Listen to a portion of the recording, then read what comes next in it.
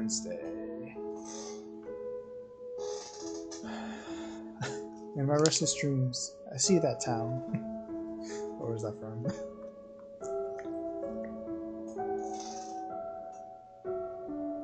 Was it from Kingdom Hearts? I feel like it was.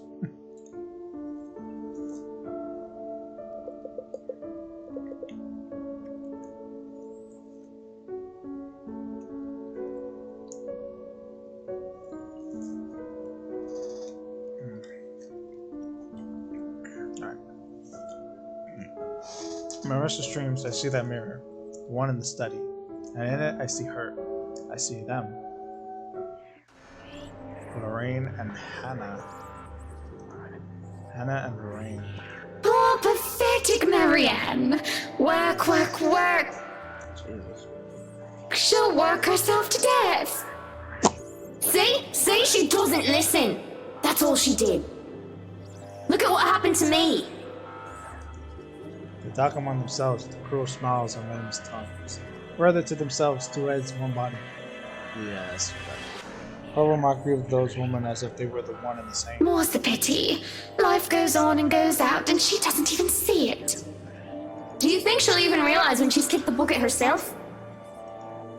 When I say a person has a hard time telling when they're in a dream, it's true often than not. Even with this bizarre sight, even with the obvious implication that this is real, I can't help but feel distressed. Likely. Is that any way to live at all? She might as well be dead. Cruel fate that she's alive and I'm... well... Though they speak into each other's ear, tones low and husky, you can still hear them as clear as day. Their whispers pervade the air, heavy and oppressive. They bury and dig into my head like tiny magnets running their way into my skull. It is only then that they take notice of my presence. Eyes turn towards me and I can only feel small under their scrutiny. Caricature smiles etch on their faces, mimicking each other grotesque. Oh, Marianne! How long have you been standing there, dearie? Come join us, Marianne. We won't bite. Unless you ask, that is.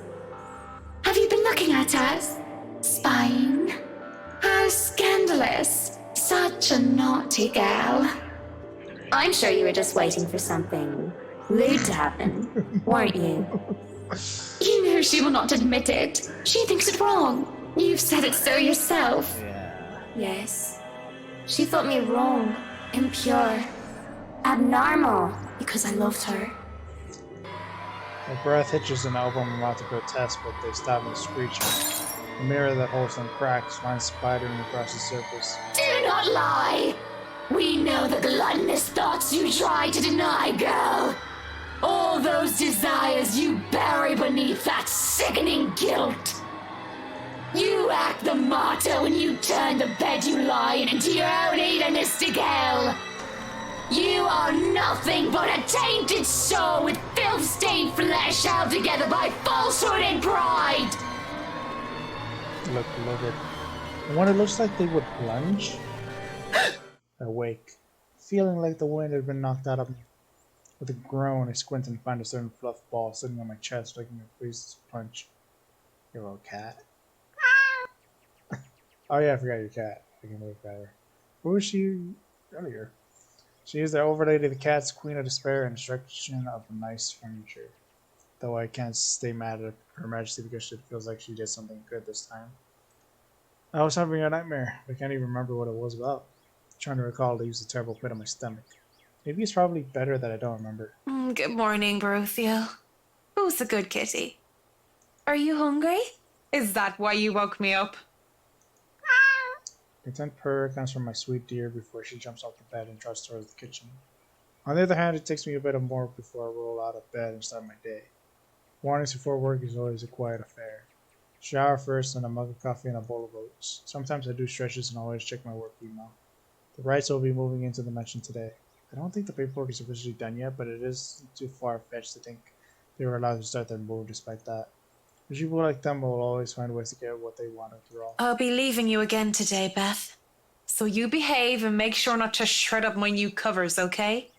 And don't worry, I didn't forget tomorrow is Black Cat Day, so I'll throw you a party. But only if you behave like a proper lady. She really gives me a glance as I see that before going back to her own food. Cats. Still better than humans most of the time. but I have to work with humans. The place is already busy as soon as I get here. Foreman, one that I've recommended to the Wrights for his work ethic, is ready as usual. Already he's instructing men here and there with the bigger loads. I have no chance to talk to him as Mrs. Wright appears and greets me with a smile. Mrs. Wright, I hope everything has been to your liking thus far. Good morning, Marianne. It has been delightful, and these men have been very helpful. Look at all this. It's so busy here. I'm getting tired just looking at them go. No complications so far with the movers or the previous owners of the mansion, I hope? Pretty sure none. Just pretty sure they don't want anything to do with this place. If anything, the only one being problematic is Luke, if I'm to be honest. He can be such a diva, but I do like that about him. She stops looking up at the upper landing where Mr. Wright comes through with two other movers and the mirror from the study. Oh, do be careful with that mirror. We wouldn't want anyone getting hurt because of broken glass. Why are you even having it carried around? Oh? You did say you didn't want the mirror, and I keep getting distracted by it. If I'm going to turn the study into my office, I'd rather not have it there. Where can we put this? Well, you are not putting it in our room. Why don't you go, I don't know, put it in the wine cellar for now? We can figure out if we'll store it in the attic or somewhere else later, yes? You heard her, boys. To the cellar it goes. Mush! The movers bring in the mirror one step at a time, no matter how much the man tells them to hurry. And that suddenly feeling grows in my stomach as I see our reflection in the bloody thing. And I look away, not wishing to risk anything. If I see Lorraine's image in the mirror now, I wouldn't know what I do. I don't have the luxury of privacy right now, and I'm not going to break down in front of all these people. Good call.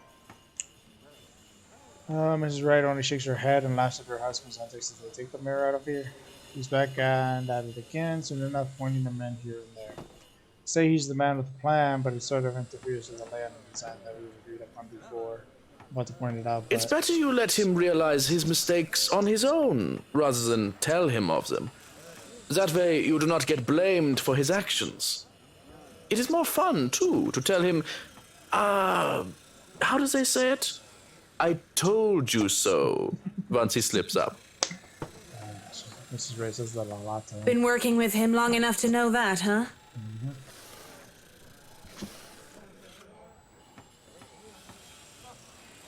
It's not like I plan to make too much of a fuss unless whether he changes is actually crucial. It happens often enough, when one is made to accompany him nearly all hours of the day. Up, higher. Come on now. Still, it could at least be less pushy about things. Careful now. I know your pictures are framed by cheap plastic, but those are framed by African blackwood and are one-of-a-kind commissioned paintings. When was this? When was this? I think this was definitely during Hannah's part, but where is she right now? Each one is easily worth a lifetime of what you lot make. It's surprising how hands-on he is compared to my usual clientele. Well, the both of them are actually. It's refreshing to have them participate despite their initial reluctance. Luke, do the dishwashers go into the kitchen or the butler's pantry? Yep, Hannah's part. Pantry, Buttercup. Careful, that's Emma. No, you there, put that down. You do not manhandle a Napoleon Abueva. You really need to tone down the dramatics a notch. This is right, and the butler look like they're used to it by now. The rest of us, well... Sweetie, why don't we go and sort your suits upstairs? Let your Hans and Marianne and the foreman deal with the rest of the work. We have this, Mrs. Wright. Yes, please do go before a blood vessel bursts. Bloodstains are so troublesome to clean.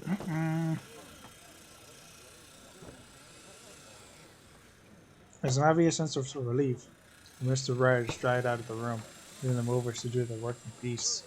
Some grumbling even comes from some of the younger workers. It's a good thing the family butler is some blindly loyal tool to his boss, or there will be trouble with Mr. Wright. He is such a bratwurst. Whiny baby who never got enough hugs from his mutter. Probably lost in translation, and not that I'm condoning talking about someone else behind their back, but I think you meant to call Mr. Wright a horrible brat. Well, he is that too.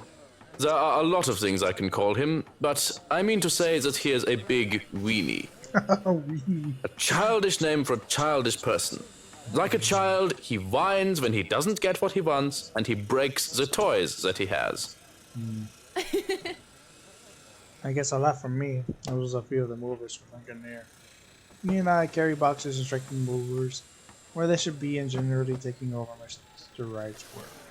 Goes off without a hitch, and the man is helpful, efficient people with physical labor, despite his clean cut appearance. Gentleman to boot, taking boxes from me when he sees me struggling with them.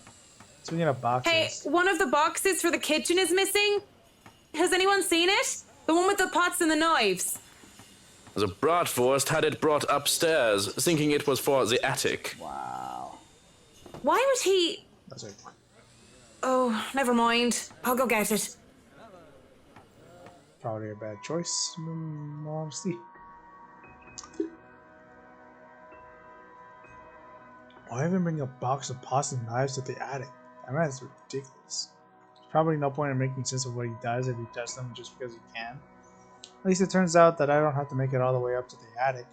The mover probably on Mr. Wright's orders left the box on the stairs. At least it's not that heavy. I managed to hoist it up without too much effort. But the time it takes for me to do that is long enough for me to overhear an auto conversation I could. Never in my life imagined coming from a couple like the Mom, Wrights. if you're not careful, I might go a bit loopy and he'll start bringing cats home. Oh. And soon enough, one day you'll find yourself going home to a farm just filled with felines that follow you everywhere. Oh, don't bluff. The things would shred up your precious furniture. Besides, you don't even like cats. True, true. Dogs are infinitely superior, of course. But what about the wet dog smell? The mess. I'm not cleaning up after a mutt, no matter how cute. If you think about it, a cat would be better. For once, I have to agree with the whiskey on this one, though I can live with Mrs. Wright being a dog person. But in amusing as this conversation might get, I really shouldn't be caught over eavesdropping or saying off on the job. And most should be looking at the ways of possibly soundproofing certain rooms, perhaps bringing it up if they don't realize the lack of it. Oh, what happened in the conversation? I don't remember. Purposes of watching was like, no. I'm gonna remember. Let me see.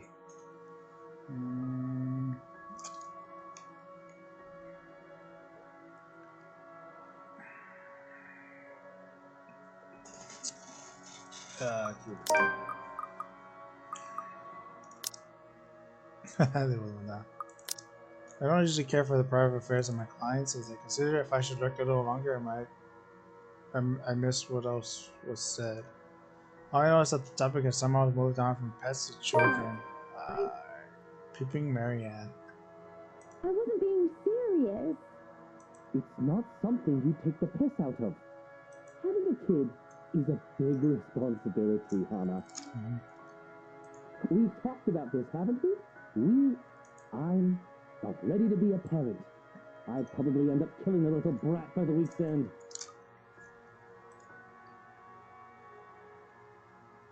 The regret sinks in fast. I forgot. Now I think about the kid. I think I made a bad choice. I made a good choice, but it would have been different. I can't just keep it to myself and mind my own business like I usually do. All the times to be curious. Lorraine Buster Soul once told me that there are 3 things I shouldn't do unless I want to be on the shit list of the social elites. First, don't mess with their livelihood. Whatever business they have that made them, that keeps them rich, is something they need to protect. Whether there's some multi-million company or some sort of state secret, they keep that close to their chest. Businesses that challenge legal matters and moral issues aside, unless they profited from criminal conduct, it's best to steer away and avoid being their competition. Second, don't mess with their affairs, especially the married sort. It's messy business just to even gossip about it. And worse, to actually be the other woman. I'm towing the line with this rule, as it is because of whiskey. And the third thing... Of all the times to be as sharp as a beach ball and as slow as a sloth, Marianne. Well, the third thing rings true for just about anyone, really. Don't mess with their family. Of course, she used the word mess quite loosely. I think what I'm doing right now falls in the multiple definitions of good take. Listening to this, something so undoubtedly private is a great way to get in trouble. But do you think you... Don't finish that sentence, Hana. Just don't. We know how this discussion ends. Let's not fight over what ifs and if onlys. But what if we are going to have a family, Luke? What then? I just told you. No what ifs. We won't talk about it until you're ready. Let's not talk about it then. Ever. I walk away as fast as I can while still carrying the box, until I'm a good distance off from the foyer. Even risk my neck taking the steps down two at a time before quickly handling the kitchen works of Johannes. You really shouldn't run down those stairs. You might slip and break your neck. And that isn't a pretty way to go. Foreshadowing there, Johannes? I'll keep that in mind, thanks. Wouldn't want anything to happen to my pretty neck. Why do you think I wear a scarf? Because they're comfortable? Other than that, they're still serious choking hazards. You might be wearing your own noose. I guess still more foreshadowing? Gosh. Cut the morbid stuff and let's get these things where they belong. My kitchen, my rules. If you have somewhere else to go, which I'm sure you have, you may leave the area to me. Well, I still have to check a few things there, if you don't mind. Sheesh. How many times do you need to check every room? Are you sure you're not just looking for this secret recipe of my Kirby soup? Because I'll have you know, it is all in my head. I like to be thorough with my work. I'm sure you understand.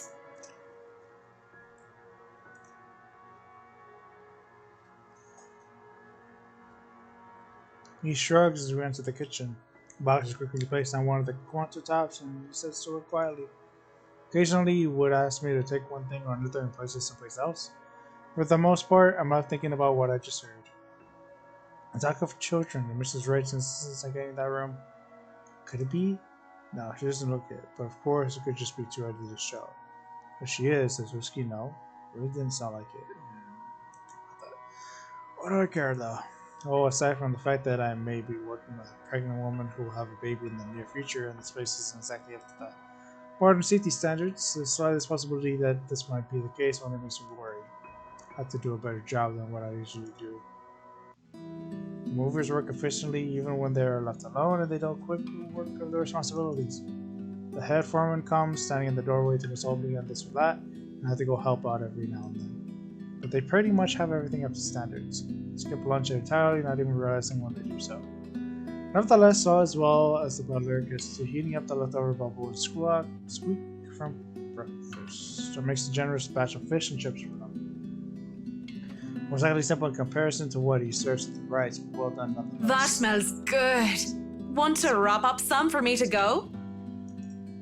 It's an idle obsession more than anything. My thoughts as they are preoccupied me. If there are any left. One can't go wrong with fish and chips. Everyone loves them. Even my husband. And he's American.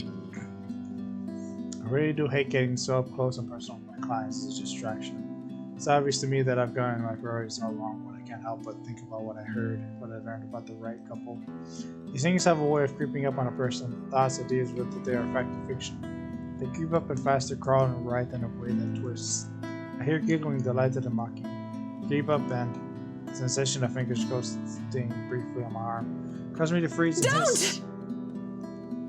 I have expected to be there. Calm down, Marianne. Whoa, no need to scream bloody murder! It's just me. Quiet down before you break glass. That's just whiskey. Don't do that again. Ever. I don't like being scared, though I don't believe in the likes of spooks. Being startled is not on top of the list of things. Very unliked. Lucky for him, I have nothing within reach, or he would have gone on friendly terms with something that could ruin him. What was with that reaction? Were you really scared? Has Johans been telling you ghost stories? He just loves to scare people. Isn't that right, Brother Gurium? Butler's expression is unreadable. I hardly seen the emotion on his face to begin with since I started working for the Wrights. Aside from vague amusement, there must have been something there, though, judging from Mr. Wright's own content look. The expression on Mr. Wright's face is almost cruel. But neither of them spoke, even as Johannes leaves the room to serve the workers their late lunch. So, now that we're alone, Marianne, what are you so jumpy for? I was just thinking about all the urban legends the movers have been telling me about this place. Don't tell me you believe in that tosh. They're nothing but tales made up to scare children. Timmy, Billy, don't you dare go up to that big mansion and get in trouble there. The ghosts are going to get you. Dick. That's a boring way to look at it, but that's usually what it is anyway, no? Like I said, I was just thinking. It would be a relief, actually, if those rumors of the space being haunted is true. It just means I'm not going bonkers. Hearing, let alone seeing, a dead person is exactly the symptoms of a healthy mind. Sure, it means that there would be such things such as ghouls and goblins, but at least that'd be insane. On the other hand, there would be actually a dead girl walking around. If you could excuse the inane question, Mr. Wright, you haven't noticed anything weird here? I doubt it. Simple enough question on the surface, yet I noticed the man I finished the question leaves my mouth.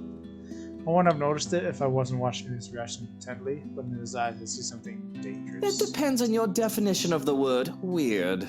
Are we still on the topic of this place being haunted? Because no, things have not started to fly around and we have yet to require an exorcism. I don't think my head would like to do the whole 180-degree turn thing. But dangerous was the house? Well, maybe that, but no strange people? Aside from my usually weird butler and all the weird men traipsing around touching my things? No, not really. Why do you ask? Have you noticed anyone strange while you were here? Because you must report it to Johans and he'll have security handle it. Look at that. But these reports better not be about ghosts and things that go bump in the night. I don't want to waste manpower on the boogeyman or senseless witch hunts. I'll keep that in mind, Mr. Wright. But no, it's nothing like that. I guess the mansion is just strange for me. It's a unique project. No strange men or women lurking about then? A dead teenager would technically qualify as strange. But yeah, the whole I see dead people thing isn't going to go over well. None that I know of. But I'll inform Johans immediately if something comes up. I'm serious, Mint. You see anything, anyone suspicious, and you report it. Immediately. Alright, dude, calm down. I think that goes without saying. Concern we have on the talk of securities will be gone. His arrogant smirk returns if a bit subdued. Whatever smarmy remark or innuendo he has at the ready never comes though, as voices from the dining hall ring out. So, is this a full-time job for you then? Uh-oh. Nah, I just freelance mostly. For magazines, newspapers, and events.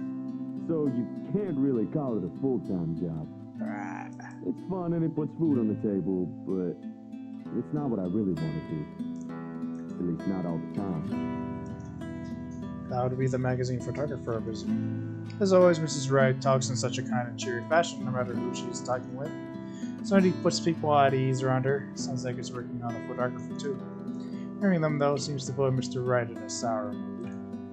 At least if this small scowl is anything to go by.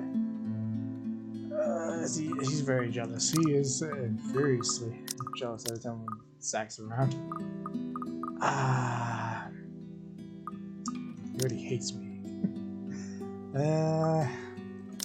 What? I don't want to do that. I don't want to do that. Oh. Hey, are you alright there, Whiskey? You're looking like you need a serious drink. Okay, good. What is it that you want to do then? Films. Documentaries mostly. But cinematography is a lot more difficult than photography, right? I was working on this thing, actually. I'm fine. Just a bit winded from all that moving about. It's been a long day. And the day's not over yet. So if you can excuse the bloodness, you either shape up to help or ship out back to your room and let us do the rest of the work. He hesitates, eyes locked firmly in the door that led to the dining hall. Even now, we can still hear Mrs. Wright and the photographer chit-chatting between shots. It's not my place to say this, but she really does seem to care a lot about you, you know? Yeah, a little bit too much. More than he cares about her. There's no need to remind me of that. A strange smile appears in his face before he shuts his eyes and Tell the sighs. workers that you're all dismissed early. That's nice and all, Whiskey. But we really shouldn't just take off. Delays aren't a good thing when it comes to big projects like these. The sooner we tackle certain issues, the better. And I trust you can take care of these issues another day. Don't make me ask again, Mint. Just tell the others they can go home early, and to not worry, they'll still get paid the remaining hours. I don't know what prompted this. But the air he's putting on, though, I know better than to meddle and prod further. Besides, Fine, you're the boss. walking out of the kitchen is just accept the fact that whatever he says will go well under his roof. This is right, and the photographer is still far too busy in conversation to notice me even as I make my way through the dining hall. Besides, they didn't want to ruin their fun. Well, it wasn't really a big thing. People didn't like Blue Fonzie very much. People don't like a film about colors. I suppose they would have liked Blue Bibby a lot more. Once at the foyer, as we stumble upon the founding butler once more, who raises his brow at my presence. And where are you off to in a hurry, Miss McCulloch? The foreman is looking for you. The Bratwurst wants us off the clock. He's dismissing us early because of... Oh, I don't know. Damn. He just wants us out of here. I'll go and call a cab for you then. It would be for the best that you leave when he asks you to. Yep. I don't doubt it.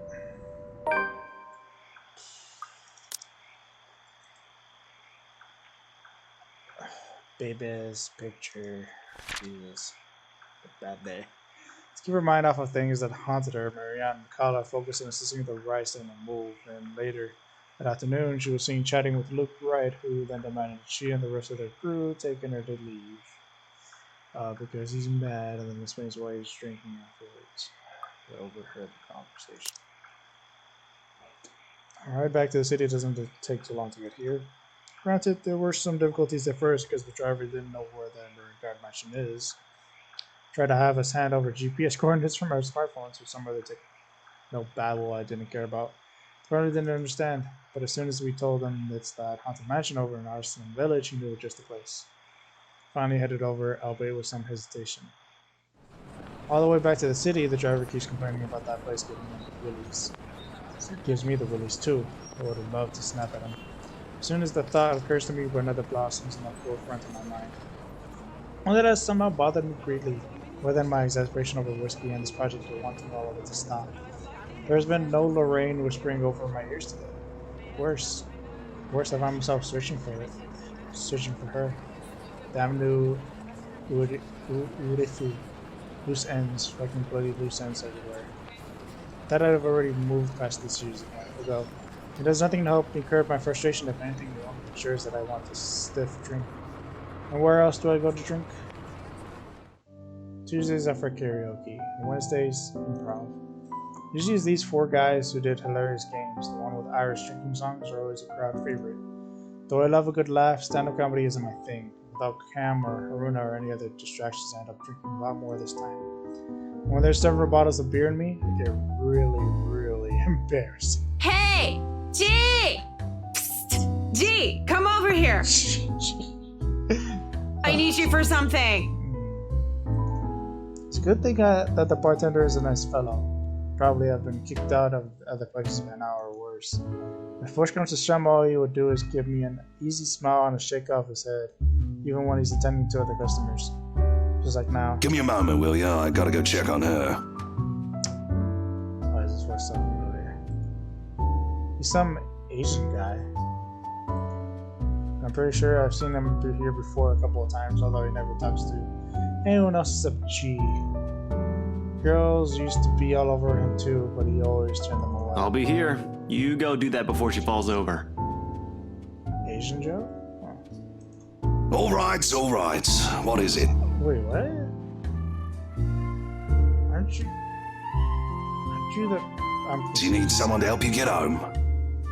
Aren't you the chief inspector's guy? Bartender, pour the wine. Get you out of it. I think that's enough alcohol for you, little missy. I'm cutting you off.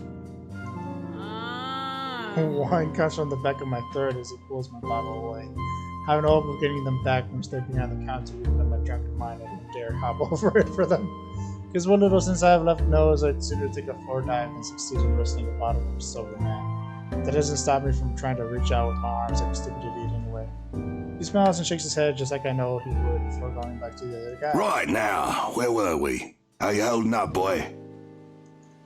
With no drink and no one else to really chat with, I would have gone home and gone to sleep on the bar right there and then. But I'm not ready to stand up and try to trek back home just yet. Same old. I'm still on the Luxborn firm case.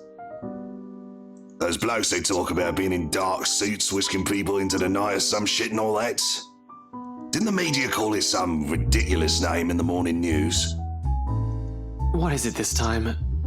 Wait, don't answer that. They've called it a lot of things. As long as people don't start running around claiming they're the Illuminati. So, what have you got for me this time, G? Anything good? Slow down there. You haven't even told me what sort of dealing dosh we got.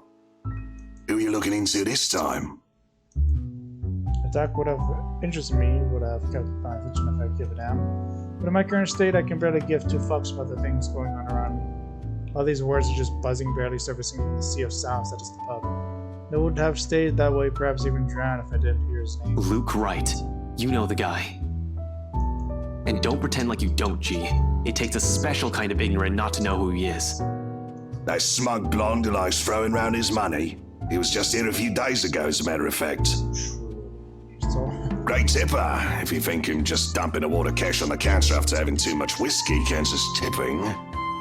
Why are you asking? He dirty? You have no idea, G. He's probably the worst sort you can can imagine. you just tell me what the heck he did? Look fucking right. Fucking whiskey. Even without him around, I'm still hearing about the guy. The absolute fuck. Despite this, I found myself getting up and sauntering over to join them before I pipe up. Is this smart talk about Luke fucking right I'm hearing, eh? Uh-oh. Private conversation here, lady. There's only amusement on G's face. The Asian guy starts to look ticked off as hell. Don't worry, Holmes, she's clean. And she might be able to help you with your, predicament. Course. A drunk's just stumbled through here with what I need. Get real, G. No offense, lady, but you're smashed. I know, right? Nothing beats being drunk after a hard day's work. Especially when you're working for Mr. Luke Wright. So, she works for the guy? Doesn't that make her, I don't know, suspect? See, have a little faith in me, why don't ya? I don't have much, and you might as well have something to go off. You're the one who was so desperate to come running to me for business.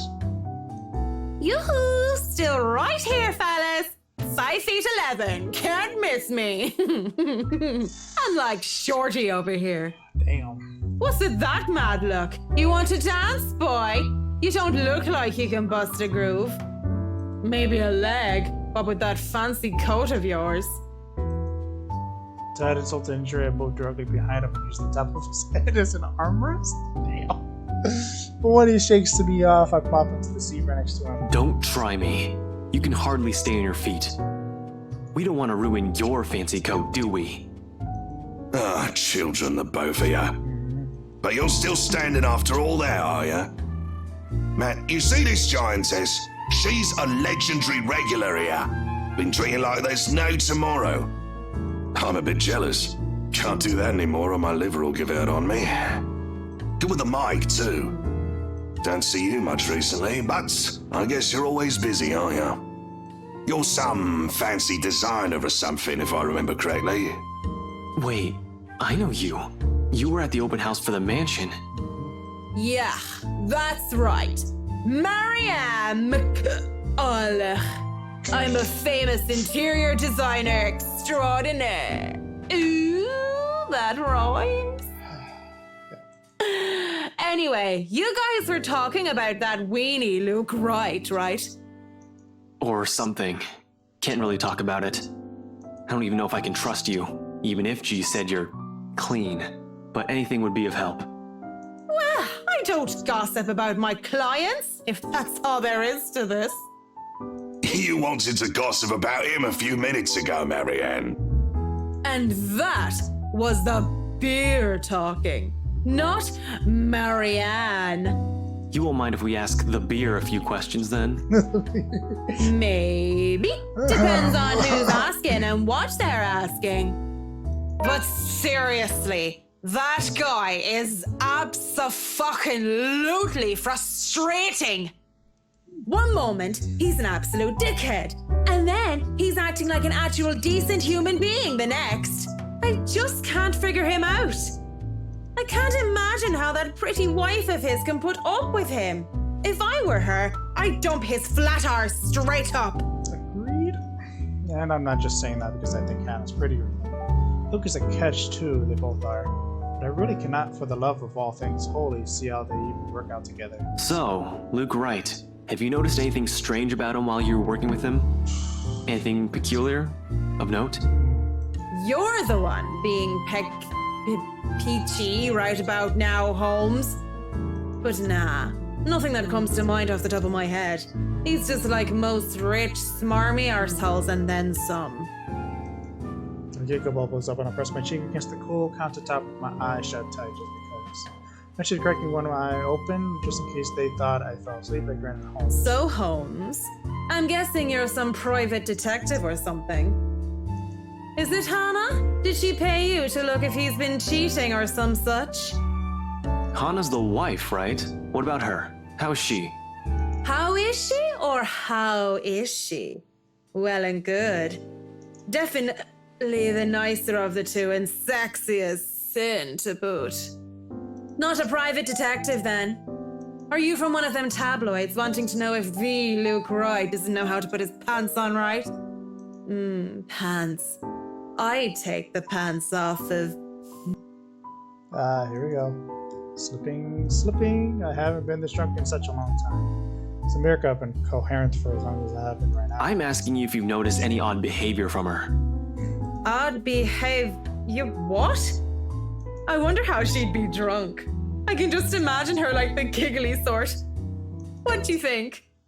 These are serious questions, Marianne. Lives might just be at stake here. What do you expect? She's smashed. Why am I even doing this? This is getting me nowhere, G. She's not a reliable source. The chief, let alone the courts, aren't going to take the word of a drunk. This'll be dismissed, and I might be in trouble if they try to argue that I coerced a testimony out of her. This is a fucking train wreck. You're a fucking train wreck now, if you ask me. Maybe it's about time you apply the brakes and stop for a bit. The wave of despair that comes over the both of them is palpable. The feelings had a taste to be bitterer than the beer I'm full of. And this gets me thinking, though. Thinking doesn't get me far with too much shite in my system. You know that's not an option. Thanks for being patient, McCullough. Good luck with your work on that mansion. Speaking of that mansion, there's something going on in that place. Something. As day! No wonder Mr. Wright likes it so much. It's as fishy as he is. Rotten bloke. Maybe that Santos girl is really onto something, eh? Suspicious shite, I'm telling ya. Explains why she's so reluctant. What do you mean that Santos girl is onto something? Before I get another word out, there's hands on my shoulders and everything starts to spin. But we slap his hands away the best I can and send him the foulest look I can. Take your hands off me, pipsqueak. I'm not a lady who's shaken or stirred unless you want me up chucking on your pretty hair. But it's just like I said. Are you sure you aren't brain damaged or deaf? Santos girl from VRC showed us this creepy letter. You know, just like those spam stuff you get in your emails. And we thought it was some joke or that the girl was just a bit too green to handle a big sale like that. You should have seen the look on their faces when they saw it. Whiskey, that's Luke fucking Wright, you get me? And the missus didn't look too happy either. I should have taken a picture and posted it everywhere. When rich snobs give you that face, no wonder the Santos girl went all mental on us. Working with them does that, you know? I think I'm about to. I'm not mental yet, am I? Anyway, just like I said, in that man... Hey, you okay? Holmes? You're looking a bit shaky yourself there. When And he really is pale, paler than before at least. You see the gears turning in his head on overtime. Luxborn Police Department, Ashton Frey, Detective Inspector. Suddenly shoves a card on my hand. On it is name Ashton Frey and his number. But he has second thoughts as he grabs it from me and slips it into my pocket. You're cute, pretty boy. But I prefer blondies. Well, you're not exactly my type either, lady. But listen to me. If something comes up, don't do anything rash. If you think you're in danger or if you see anything suspicious, call me and the authorities as soon as possible. You understand me? That's 99... I know what the damn emergency number is. Right, 999. Good. Anyway, I have to run. See you, G. Interesting. Guys looking sweet and already up and at him as soon as the numbers leave his lips. The interior designer once again drank her frustrations away at the Crawl Bar, albeit heavily intoxicated. She was seen chatting with Ashton Frey, the detective inspector working for the LPD, while Luke Wright before abruptly leaving. The detective left her his calling card. Watching him as he maneuvers through the crowd of other pub goers is enough to tire me out. As he can, he's at the door and throws me a smile, and that's all we get before he's gone, just like that. Oi, what about your drink, boy? I'll go put it on your tab then. Holmes boy always like that, G? Pretty much. But what about you? I suppose I'll put your drinks on your tab too. Don't want you to spill your wallets when you look like you're close to spilling yourself. Yeah, and if it's fine by you, I think I'll go take a bit of a cat nap here. Just for a sec or two. Go right ahead. I'll wake you when I close up shop. Swimming in cocktails. Mumbling a sleepy thanks, I doze off on the spot, face pressed on the counter. Already I dread the pain I'll have for sitting in such a position. But when you gotta go, you gotta go. Oh, not again. Oh, Marianne! How long have you been standing there, dearie? Come join us, Marianne. We won't bite. Unless you ask, that is. Not that I can get much sleep to begin with. October 28th, Friday. Do people ever have the feeling that they're working on something they really enjoy, but still eventually tires them out? Because honestly, I've been feeling like this. You have certainly exceeded expectations, Marianne. Everything looks so marvelous, and in such a short time, too. Though moments like these make all the hard work worth it. Definitely. Well, I can't take all the credit. People have certainly been enthusiastic about the idea of working on the right mansion. There won't be any more problems unless Mr. Wright has any more objections about the second bedroom. Oh, no. We proceed with that room as planned. I already agreed to him having his greenhouse and his vineyard and his stables. He may as well let me have this one thing.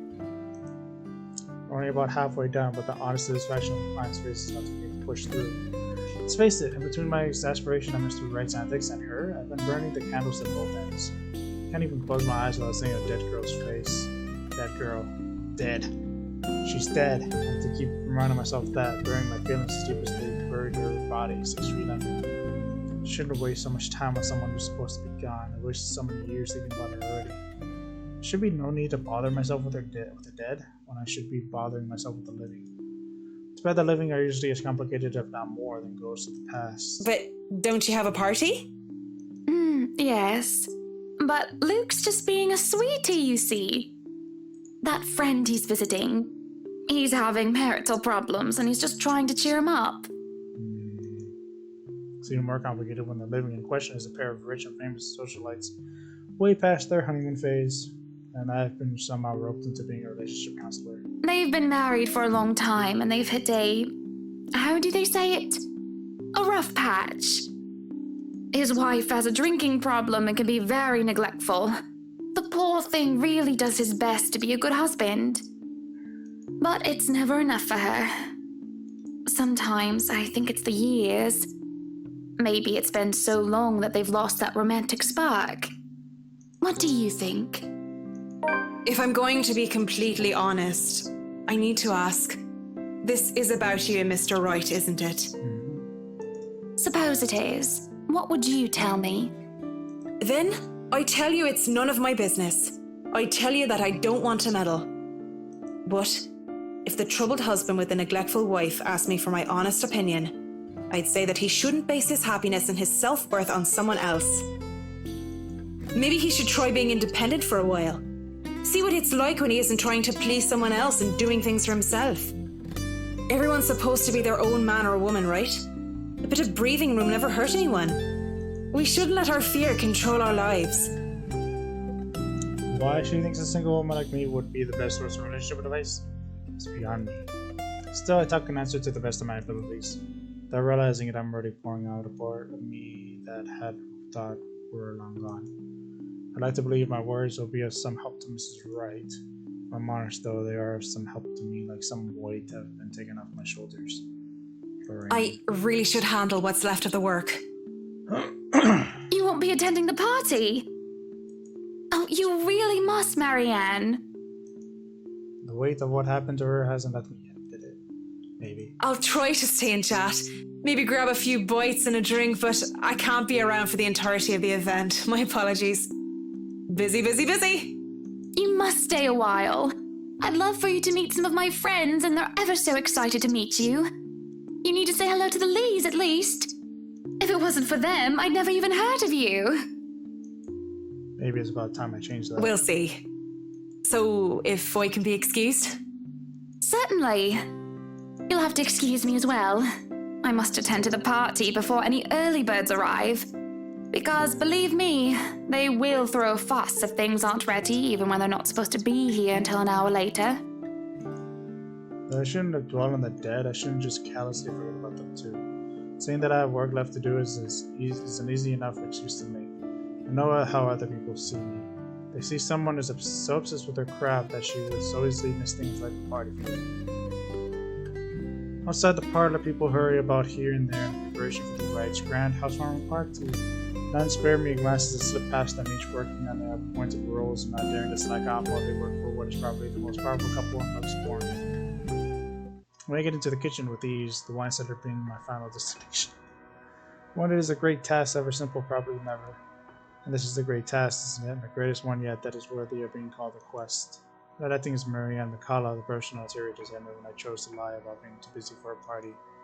I'm Marianne McCullough, a lawful neutral cleric with 9 points in wisdom and 8 in charisma. Just thinking of it like that makes it a bit cheesy. But it helps with the fear. It helps overcome the insane thought that I'm actively seeking out something that has been plaguing me for years. I might face my worst nightmare, or I might see something and find myself imagining grand quests fall flat. So yeah, so the cellar and the theater, that was like, Who would have thought that the gatekeeper to my final quest would be someone I thought would be a valuable ally? Schnell! Hurry up, you snails! We are on a deadline and you are wasting my time! Bella comes from the cellar and into the kitchen, tailed by a couple of others, people who I assume are most likely chefs and bartenders. He raises his brows, seemingly just standing there by the hatch. The trapdoor, it almost looks like he's going to throw me out for being in the kitchen without permission. But then he motions for the others to disperse and familiarize themselves with their surroundings.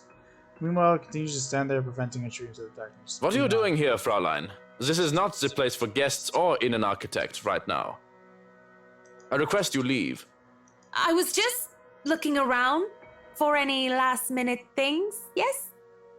Yes, you have been doing that a lot. Looking around, snooping about. Yeah. Now is not the time for such things. If you're not careful, people might think you are up to something. The look he gives me as he says this is almost chilling. If life was a game book, he'd probably be the true neutral warlock guarding the treasure room.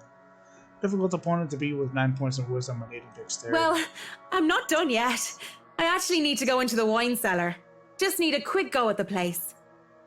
So just don't mind me. I'll be out of your hair soon enough. Go outside, enjoy the party. Bask in the praise and adulation they will no doubt shower you with when the madam speaks highly of you. Surely you've had enough of this stuffy old kitchen by now. You do not want to cause trouble. Both the bratwurst and Hannah want this to be perfect. It would be a disservice and disrespect to toe out of line and risk it being anything otherwise.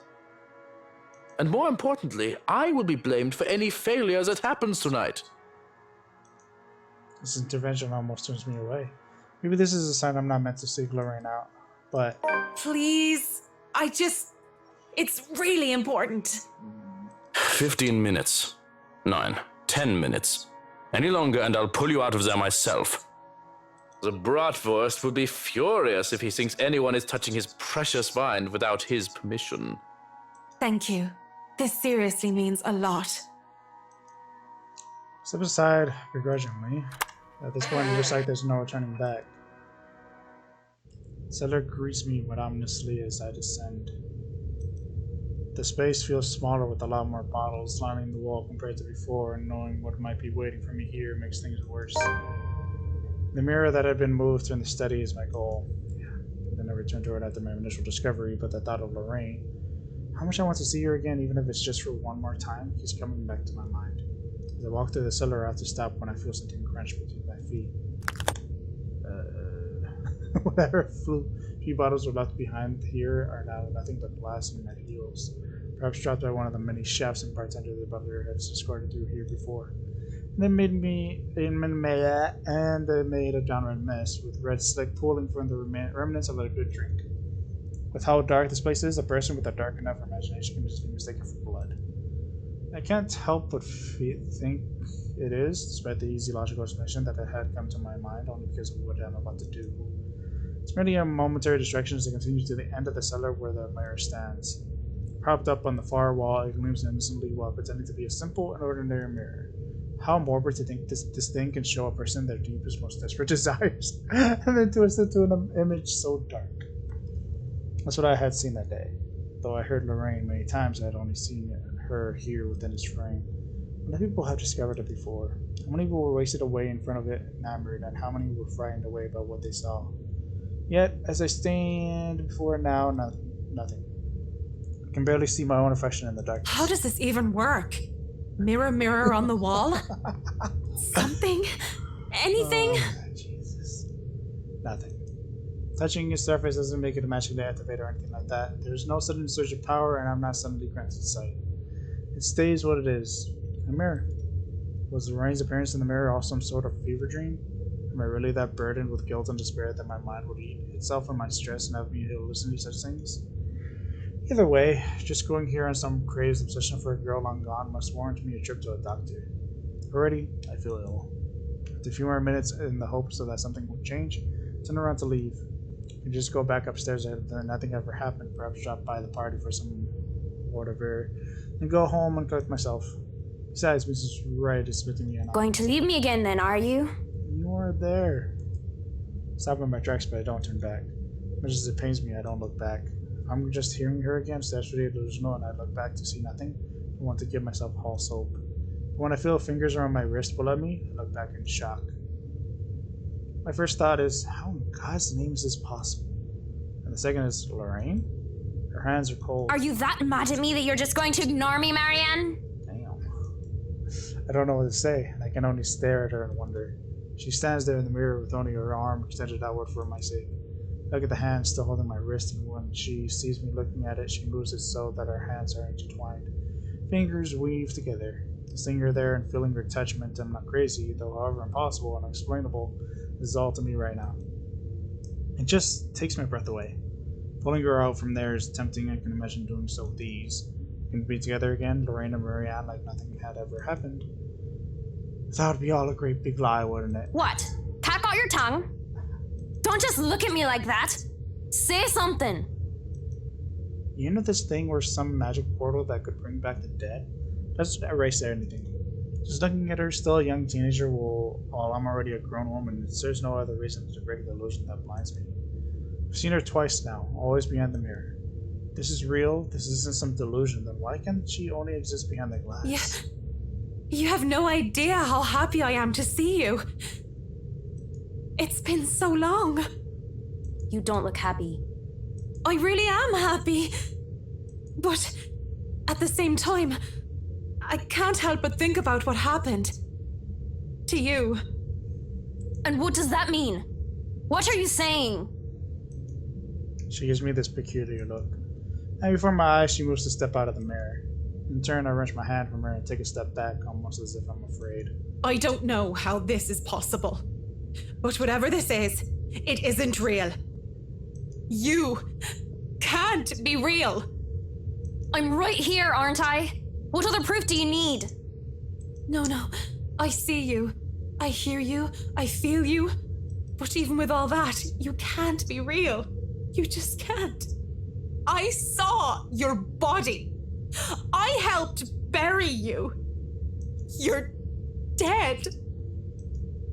A deep hurt crosses her face and it just breaks my heart in two. Seeing her wear that expression. Burying me wasn't the only thing you did. Don't you dare lie. But I'm going to be the bigger woman, aren't I? Let bygones be bygones. I'll forgive you. As long as you stay with me, Marianne. Uh-oh. That's why you came down here, right? To find me? That was the plan. I came down here looking for her for closure. But this isn't just closure. This is something else entirely. I didn't think I would be forced to make such a choice. Do I leave or do I stay?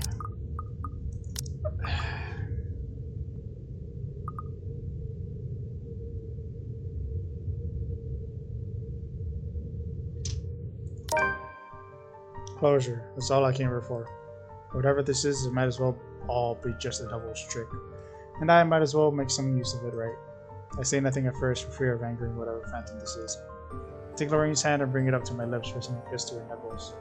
She takes it as some sort of invitation to pull me along to step back into the mirror until only her arm is extended again. I should have been more honest back then, both to you and myself. I know it's too late. I'm sorry. But the thought of being with the dead did not agree with me, not one bit. I can't stay with you. Goodbye, my first love. So what? You're going to leave me for some old trophy wife? That's it, isn't it? You're going to leave poor Amy Lorraine and go after the next rich, pretty blonde that you see. This is a mistake. All these years, guilt has been my driving force. I felt so guilty for what I did, what I didn't do. She thinks she can guilt me into being complacent. She realizes otherwise as I pull my hand from her. And going by the look of her anger on her face, anger that runs cold, she did not like the fact that I'm not some puppet on a string. Had she chosen her words carefully, I would have accepted whatever punishment Lorraine chose to give me. Guilt had ran my life and it might have very well ended it, because I deserved it. But what I did to me. The blood in my hands is mine, not yours. Whoever or whatever the shadow is, my gut tells me she's not Lorraine. Yet I keep talking as if she is. I broke your heart, not your neck. Don't you dare deny it! It was your fault! Because I loved you more than I dare to admit? Yes, that was my fault. But I never meant to hurt you like that. Despite my words, no matter how sincere they are, she appears angry, enraged, in fact. It's been years since I last saw that face, and even now the memory of it is still etched deeply in my mind. The hurt, the tears, and the hate spilling from her eyes that day, the moment I rejected her. Rejected myself for who I am, and she definitely will hate what I'm about to do next. To my left, a wine rack, and from there I take a bottle and pray to all the saints I can remember, for all my sins, for every hurtful words I've uttered, for what I had driven her to do that day, but I forced her into. What are you doing? I do it without thinking twice. Quickly, before I can hesitate, I grab a bottle and send it straight towards the mirror. Charged with the bottle in the mirror, sent flying everywhere as Lorraine's screams echo in the cellar, bitter, searing, like every wounding accusation she hurled at me. They've never left me, I doubt they ever will. But with this, I can move away from them, from her. Live my life as I should, free from the burden. Her burden. Because the Lorraine I know, the real one, the person I loved will never want me carrying this to my death. As the gleaming dies down, I can't help but mutter with glee. It's done. It's done. Mirror, mirror on the wall. Oh, Lorraine. Forgive me, Lorraine.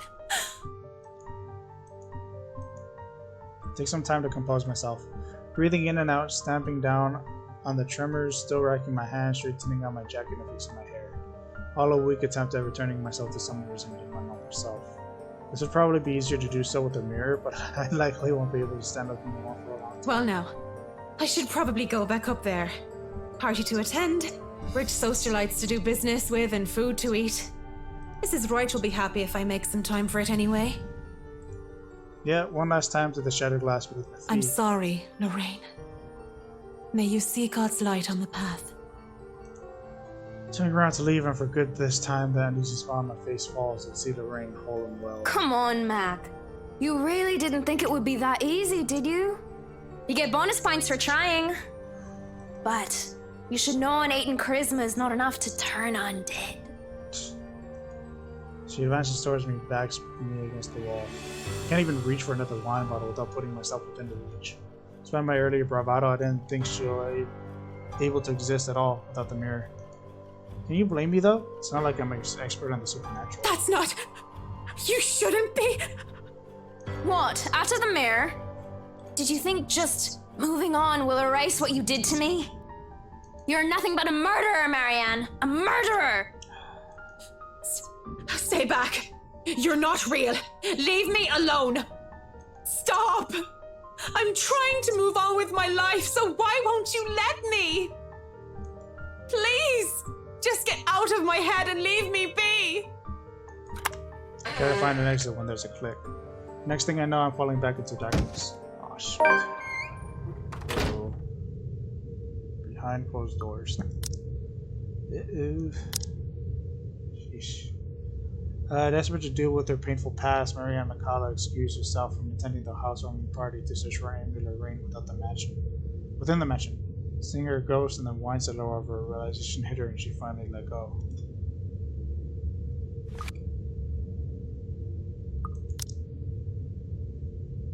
Fall on my back and the door slammed shut behind me. In a daze, I look around warily and find myself in another room entirely. On the other side of the wall, some sort of secret passage, perhaps an underground tunnel that has me wary and frightened. It also proves that the oddities in the mansion's floor plans are a lot more than just little discrepancies. I expect Lorraine to jump out at me from the darkness at any time. The breeze blowing through the tunnel has me relieved, though, at the idea that there is still a way to escape should that happen. That is way better than being trapped underground with only God knows what that was. Funny thought comes to mind as I start walking to where the exit might be. I think about how Mr. Wright would be so disappointed if I didn't show up to the party. Imagine how furious Mr. Wright would be for breaking one of his wine bottles. Even Johan's reaction comes to mind, though I don't really know what that guy. One thing's for sure is that I would be calling Cam and Harana for a drink as soon as I get out of here. That noise is no, it has me wary. Ghastly thing, a corpse of a woman leans on the wall. Her arms and limbs, almost every inch of her little lithe body, is peppered with wounds and rotting flesh. And it is then that the putrid smell of blood and gore hits me, making it so that I don't even question how I missed it in the first place. How long has this been here? Oh, that smell. Oh, you're a nasty one, aren't you? I flinch at the thing as the thing twitches. And as soon as it opens its eyes and looks at me with a smile, there's something on my mind with horror. I break into a run. I try to keep on running no matter how much my legs and feet scream at me to stop. Keep going even when I look back to see nothing of her anymore because I can still hear her. The scampering of her feet, the words she tries to form with her bloodied mouth, and the painful sounds of bones grinding against each other. She moves closer and closer to me. How long are these damn tunnels? There's a split second where I know that this thing is right behind me, a strange sensation creeping over my limbs when the person swings over. And then, suddenly, I didn't do anything before I'm yanked by the hair and pulled back. Ouch. Still, I struggle, up until I'm thrown to the side like some ragdoll. Hit the ground on my side, and the musty smell of old hay that reaches me is my only indication that I'm still alive. Please don't hurt me. My body hurts and I keep my eyes shut tight, afraid of what might happen next. What's wrong, Marianne? Are you really afraid of little old me? It's only dread seeing how she followed me even here. She looms over me and backs me further in the cell that I was thrown in. Please, it's so cold. I don't want to be alone, Marianne. Why won't you stay with me? Why would you leave me? Why? What are you? Lorraine turns and shifts into that thing from before. Is this a camera? And with that same gruesome grin, it takes a step forward towards the cell, towards me. I barely scramble to my knees when the door to the cell slumps shut and it just stands there staring. Shouts for help ring out in the tunnels, but none of them are coming from me. I'm more paralyzed and shocked by what is happening. My throat tightens at being fooled by the image of the rain and the thought of being trapped down here. So then, where? Help me! Help me! Oh, help me! Are you getting all this on camera, Carl? Oh, wow, is you the kids that did this? Yeah, but are you guys sure this is a good idea? We're breaking and entering here. Don't worry, the owners of this place haven't been here in a long time. Look at this thing, though. It has writing in blood like some cheesy 80s horror prop. Wait, I have an idea. Oh, I feel like I should know this before. Oh man, that's genius! What kind of butthead would even take this thing seriously? Maybe we can stick this in Rowan's backpack. That's where his kid would panic. Frank gone wrong. What? Spit it out! Behind you! There in the corner cell, a digital camera comes flickering to life and the video is played back to on the screen. It was hard to even consider paying any attention to it when my life is on the line. But when the ghost doesn't move and the teenagers knocking shouts to help me fill the cell, I sat to watch. What I had seen, students judging by their St. Parade uniforms, they were holding That letter! that thing, the woman, she.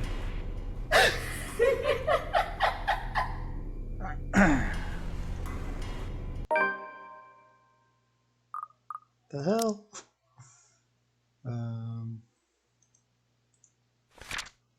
While trying to escape the phantom disguising as her friend, Marianne discovered an underground prison hidden in the deepest corners of the mansion.